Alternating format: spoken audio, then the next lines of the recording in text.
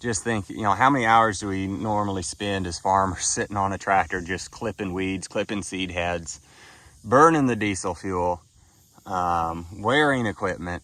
You know, that's something that we don't always take into consideration, is the wear and tear on things. A rotary mower eventually does wear out. Tractors, hours tick on. That's wear. And I did all of this with just the cattle.